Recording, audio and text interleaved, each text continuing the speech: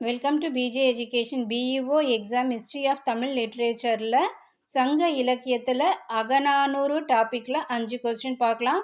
அகநானூற்றில் 6, 16, 26 என 6ஆம் எண்ணில் வரும் பாடல்கள் பின்வரும் திணையை சார்ந்தன. மருதம் திணையை சார்ந்திருக்கு. அகநானூற்றில் கடவுள் வாழ்த்து பாடலை பாடியவர் யார்? பாரதம் பாடிய பெருந்தேவனார். நெடுந்தொகை என்று அழைக்கப்படும் நூல் அகநானூறு. அகநானூற்றை தொகுத்தவர் யார்? உருத்திர சன்மானார். அடுத்தது, அகநானூறு பற்றிய கீழ்கண்ட கூற்றுகளில் எது சரியானதுன்னு கேட்டிருக்காங்க. ஒன்னொன்னா பார்க்கலாம். அகநானூறு 8 தொகை நூல்களில் ஒன்று. இது சரி.